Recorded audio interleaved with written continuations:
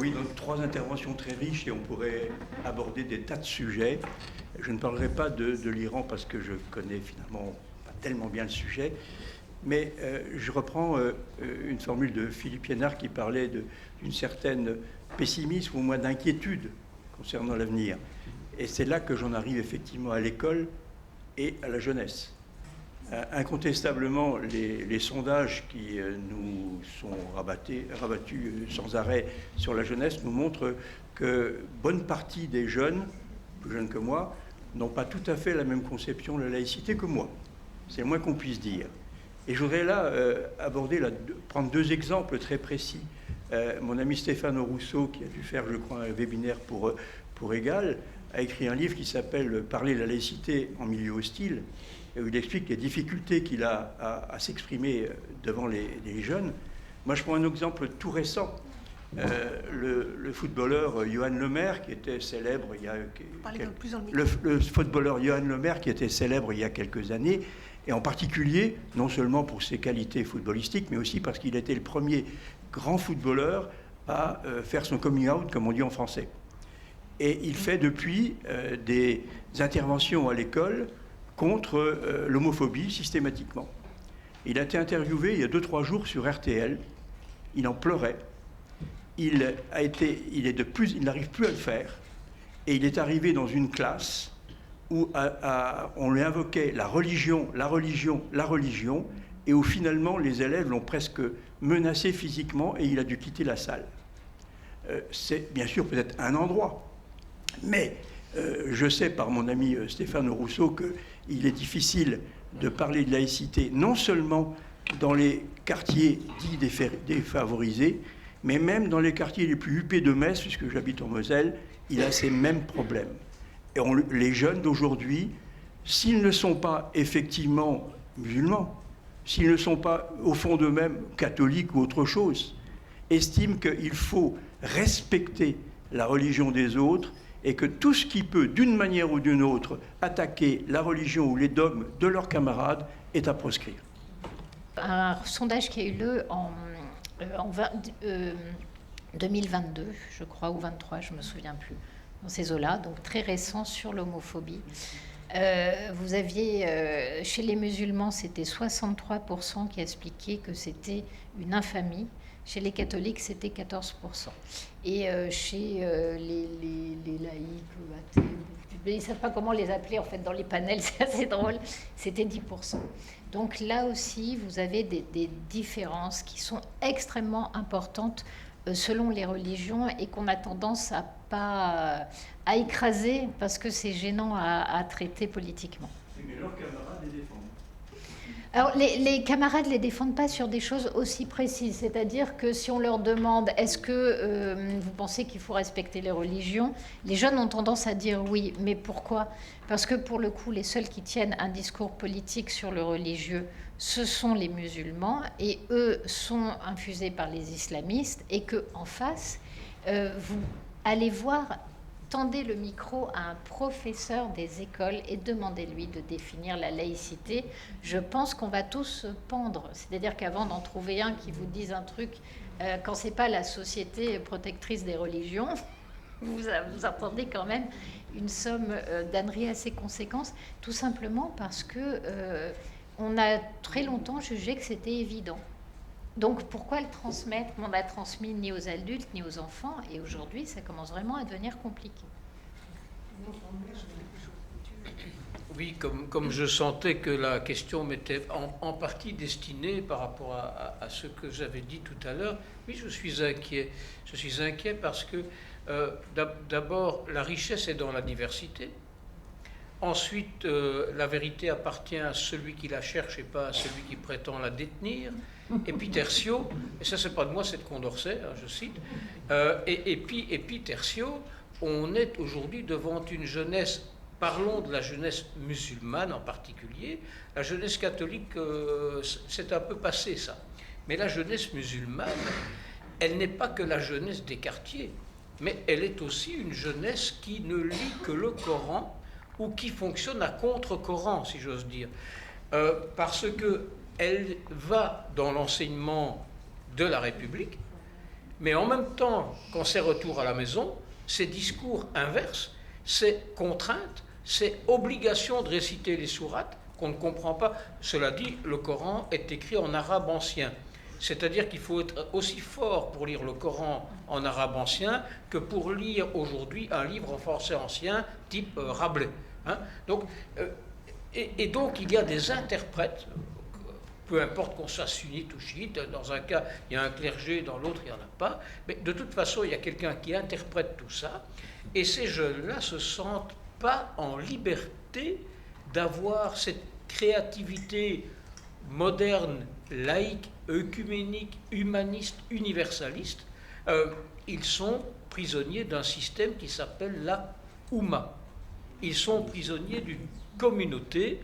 Dès lors qu'ils sont marginalisés, soit parce que, je ne sais pas si vous avez vu le film Amal, dès lors qu'ils sont marginalisés parce qu'ils sont homosexuels, ou parce qu'ils ont envie de s'habiller autrement, ou parce qu'ils n'ont pas envie de faire la prière 3 fois ou 5 fois par jour, selon qu'ils sont chiites ou sunnites, parce qu'ils n'ont pas envie de fonctionner dans le système, ils sont pointés du doigt, rejetés, et c'est compliqué. Leur vie est compliquée.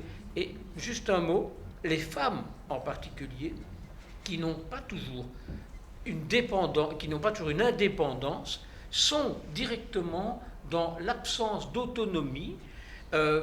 Et quand j'entends ici des femmes qui me disent « mais c'est la liberté individuelle que de vouloir porter le voile », par exemple. Mais dans les pays musulmans, ils se battent pour ne plus le porter. Exemple, en Iran, petit à petit, les oiseaux font leur nid, et c'est très bien, ou dans d'autres pays. Ici, c'est particulier. Et tout ça parce que, juste là-dessus, et je serais ravi que vous puissiez me contrarier, le voile n'est pas, et j'ai étudié ça, et il faut me contredire, n'est pas un instrument religieux prescrit par le Coran. C'est l'université de Al-Azhar qui l'a démontré. C'est un instrument qui date d'une tradition ancestrale qui vient de la Mésopotamie. Et j'aime bien raconter cette petite anecdote parce que au temps des Assyro-Babyloniens, il y avait un culte que l'on vouait à la divinité masculine et un culte que l'on vouait à la divinité féminine. C'était Ishtar ou Astarté. Pardonnez-moi, mesdames, pour ce que je vais dire, mais le culte que les femmes vouaient à Ishtar consistait une nuit par an à se donner à tous les hommes qui les désiraient. Et à Our et à Uruk, sur des tablettes de loi, on a dû légiférer, parce que imaginez la tête de monsieur le lendemain matin, quand madame rentrait de sa nuit de culte, quand elle était mariée.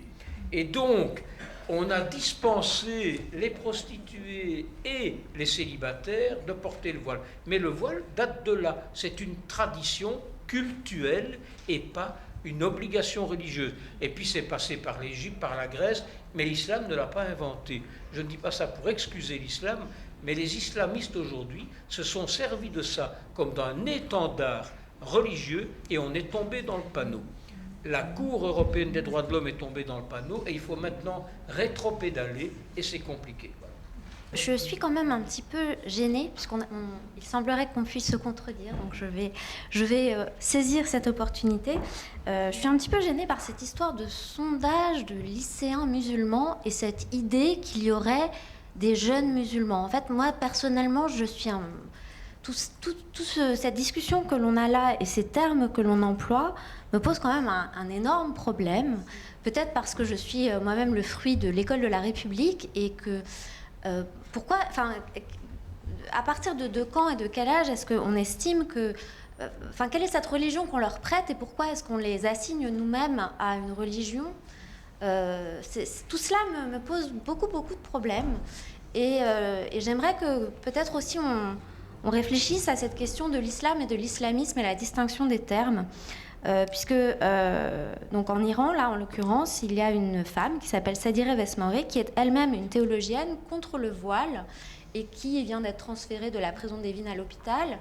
Et je pense aussi à Gérard Biard et à nos amis de Charlie qui disent qu'en fait, on dit souvent que l'on est Charlie, mais que cette question des termes et du positionnement assez précis que l'on a importe.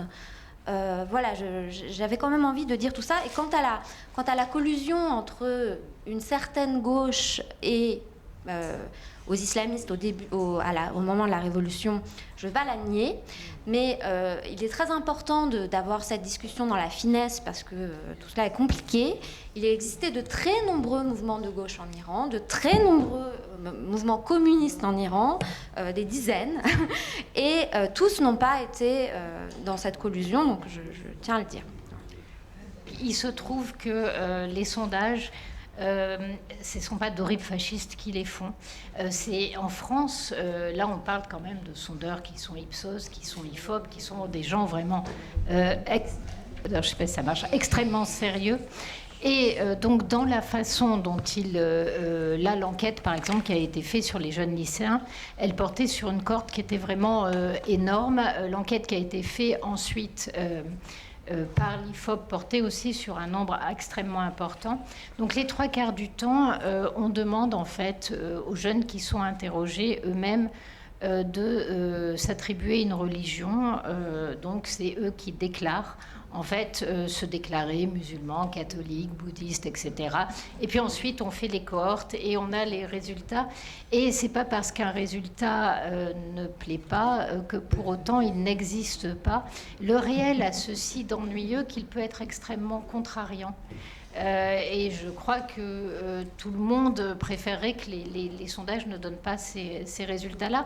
D'abord parce que ça voudrait dire que l'école de la République fonctionne un peu quand même, et ça serait pas mal qu'elle fonctionne un peu mieux que ça. Deuxièmement, la distinction entre islam et islamisme, elle est faite en France. Vous savez pourquoi ? Parce que déjà, quand vous le faites, vous vous faites menacer de mort et avec des chances que ce soit exécuté.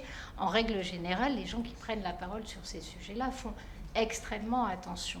En revanche, ce qui est intéressant, c'est de voir beaucoup de gens qui défendent en fait une idéologie qui est plus proche de l'islamisme que de l'islam, se qualifier eux-mêmes de musulmans en étant sincères. C'est-à-dire qu'ils n'essaient pas de vous manipuler.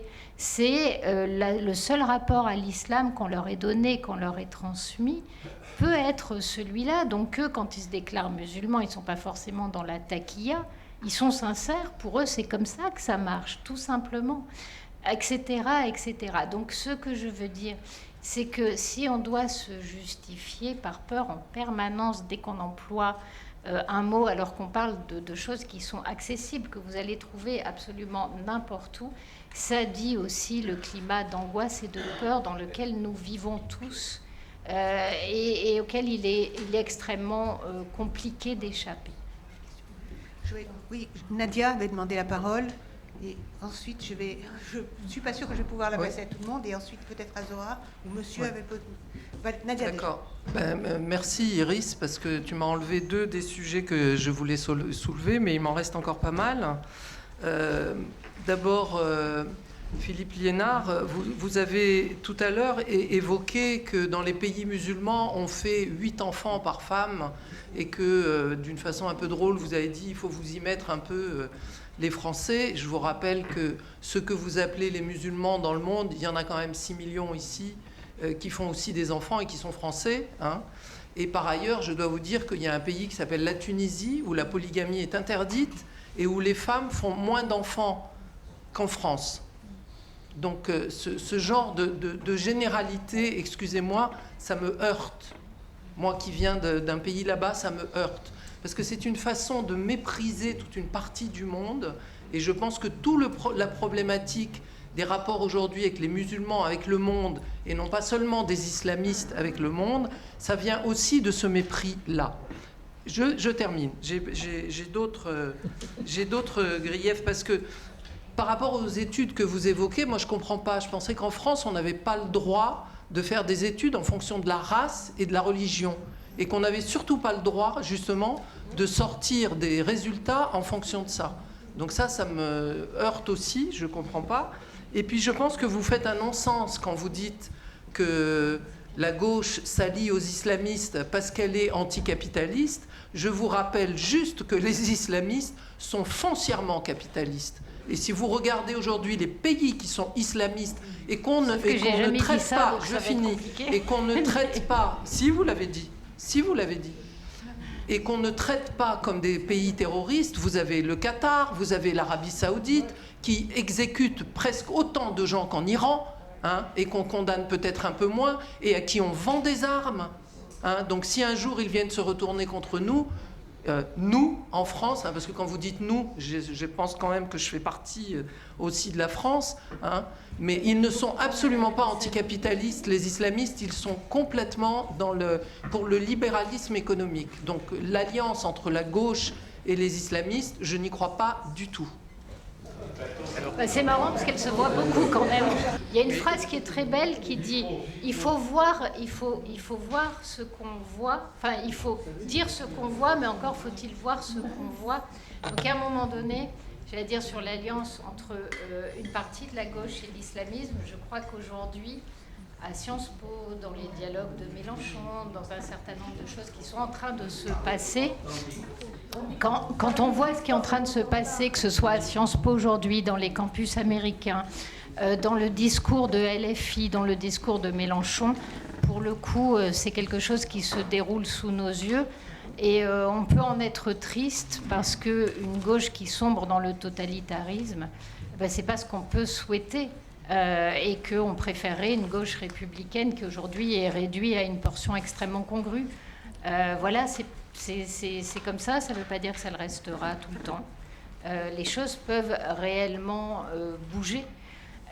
Ensuite, sur la lutte contre le capitalisme, en fait, ce que j'ai expliqué, c'est justement que les islamistes n'en ont rien à foutre de la cause que vous défendez. La seule cause à la fin qu'ils veulent vous faire défendre, ça va être par exemple la liberté de porter le voile. Ce sont leurs marqueurs islamistes. En revanche, l'anticapitalisme instaure un désordre social, c'est-à-dire qu'au nom de l'anticapitalisme, vous pouvez lancer des révoltes, vous pouvez lancer les pillages auxquels on a assisté quand il y a eu certains embrasements. Donc vous induisez un désordre. Le levier de l'anticapitalisme a toujours servi à s'attaquer au pouvoir, à prononcer le mot de révolution et à dire qu'au nom de la violence, puisqu'il y avait une violence subie, la violence politique pouvait donc être exercée. Et c'est ce qu'on a mis en place. Donc on utilise l'anticapitalisme comme un levier de désordre pour créer de la conflictualité. Mais bien sûr que les islamistes n'en ont rien à battre. Vous pensez vraiment que les islamistes sont pour l'homosexualité? Bien sûr que non. Donc c'est uniquement de la stratégie. Et c'est ça que j'ai essayé d'expliquer. J'ai du mal le faire parce que si vous avez mal compris, c'est que je l'ai mal dit. Je prends le relais pour répondre à votre question parce que vous nous interpelliez tous les deux. Je suis désolé de vous avoir heurté, mais quelque part, je ne vous ai pas attaqué. Et dans tous les pays que vous citez, si je vous avais... Je ne suis pas sûr qu'on aurait pu s'exprimer de cette manière-là. Ensuite, je maintiens les chiffres que j'ai dit. Je suis désolé de vous contrarier encore sur le sujet, mais il y a des statistiques de l'OMS, des statistiques internationales, ce n'est pas moi qui les invente, pas moi qui les écris, et ce n'est pas moi qui fais partie de ça. Enfin, ma camarade a pris la parole sur...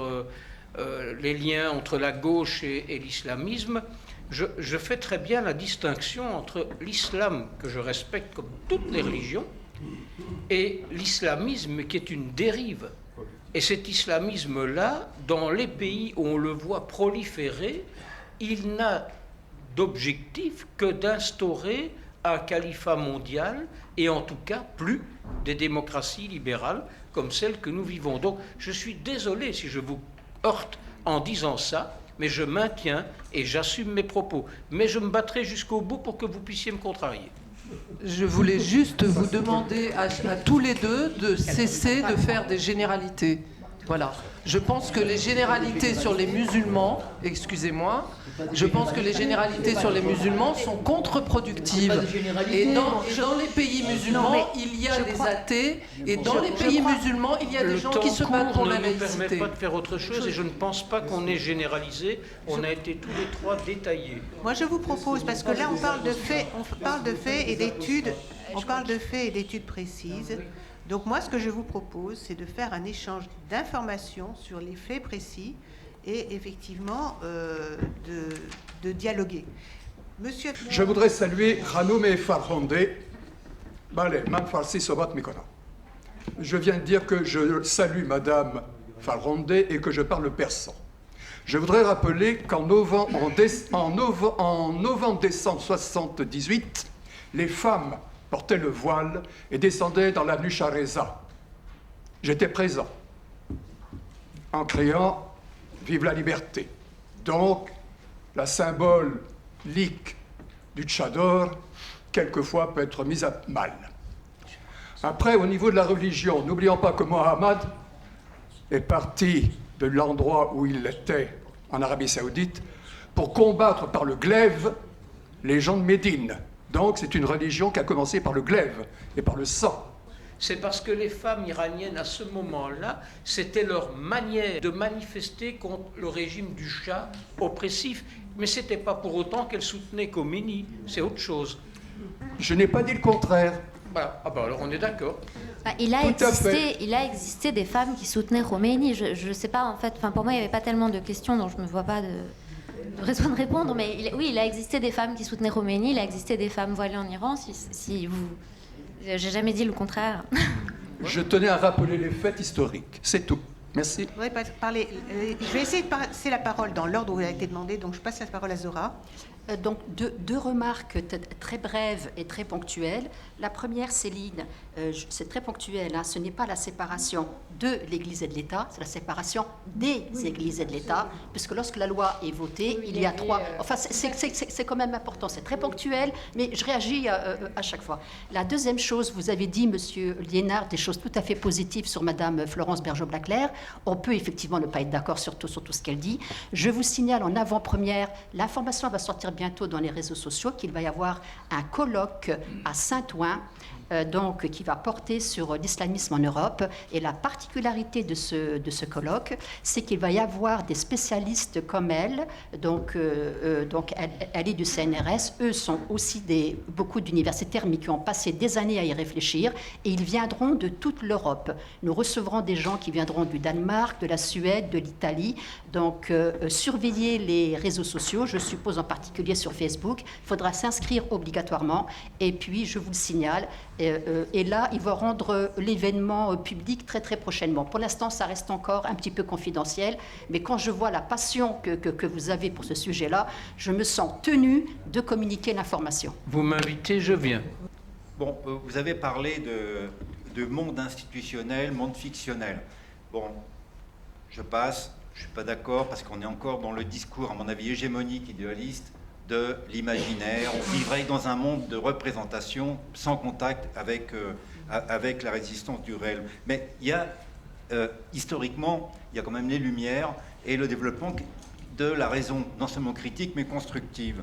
Et puis, Descartes, l'appel au bon sens et au sens pratique. Et je pense que la manière de défendre la laïcité, c'est de la défendre rationnellement avec des arguments situés. Par exemple, comparer ce qui se passe en France, comme ça a été fait avec les autres sociétés qui sont dominées par des théocraties, et non seulement d'en haut, mais d'en bas. Et j'aimerais insister sur le problème de la famille, ou des familles.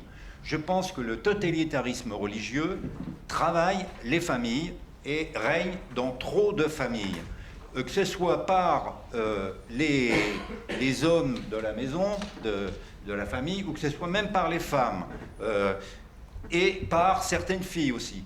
Il faudrait regarder ce qui se passe. Hein. On connaît, il suffit de lire et d'écouter les gens qui vivent dans ces familles et qui doivent se battre pour échapper à ces familles, à la règle des familles, de la communauté. Le problème, c'est ça, l'enjeu de l'individualisme républicain, il est quand même là.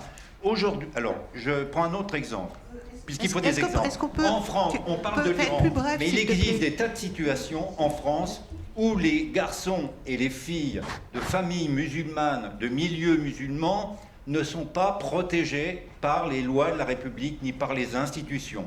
Et on les laisse tomber, y compris en les classant, en les assignant comme musulmans. Dernier exemple, Mohamed Merah on a compris le sens, je crois. Yannick, on a compris le sens de ton intervention. Un mot sur les lois. Le problème, c'est que les lois sont insuffisantes. Mohamed Merah a été formé par un gourou qui venait du GIA fils et qui a profité des lois de l'époque, alors que les laïcs algériens étaient massacrés et parce que les lois étaient mal faites. Hein. Et je pense qu'il faut aussi raisonner là-dessus. Actuellement, il y a des gens qui rentrent en France, qui ont la nationalité française, dont les idées sont incompatibles ça suffit avec les autres, maintenant. et d'autres qui sont bloqués. Tu n'es pas invité à la tribune, s'il te plaît. Je pense que tu peux respecter le temps de tout le monde. Ouais, je pense que... D'abord, je veux remercier nos intervenants et leur donner les livres que nous leur offrons. Donc, il y a le dernier livre de Jean-François Colosimo, justement, sur l'adversité entre les démocraties et les pays illibéraux, on va dire, pour le moins, voire des dictatures. Et cette réflexion me semble opportune et intéressante. C'est pour ça que nous avions décidé de leur offrir ce livre. Et je voudrais aussi vous dire, avant de passer la parole à Françoise, je voulais vous faire entendre la bande-son du clip de L'Appel de Paris, qui est conçu par Nadia El Fani et également Cyril Roger, mais sans doute d'autres y ont participé, mais je n'ai pas leur nom. Donc on envoie la musique, s'il vous plaît.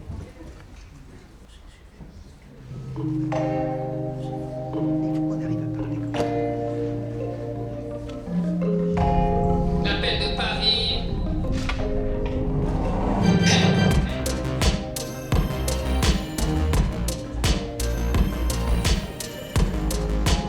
L'Amérique sans frontières.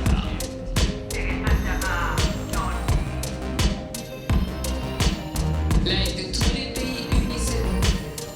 Hey.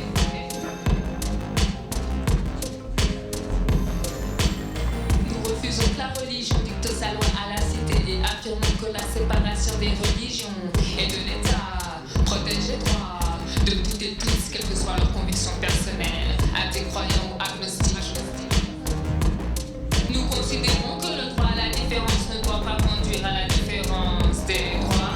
Nous condamnons avec force, toute violence, ou contrainte contre l'expression d'une pensée libre. Nous revendiquons l'accès pour toutes et tous au savoir et à l'éducation rationnelle et émancipatrice. Nous sommes profondément attachés aux valeurs de liberté, d'égalité et de justice. Nous sommes pour un monde de paix où la raison prime sur les croyances et qui reconnaît des principes humanistes et universels.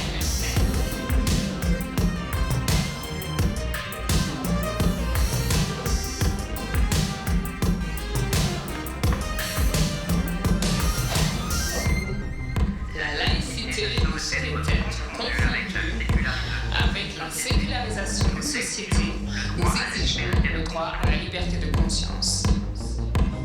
La promotion de la laïcité en tant que principe fondamental à la démocratie, au pluralisme, aux droits universels et aux libertés de toutes les sociétés. La séparation complète des religions et de l'État dans les structures et systèmes politiques, notamment dans la loi, le système judiciaire, l'éducation, la santé et tous les services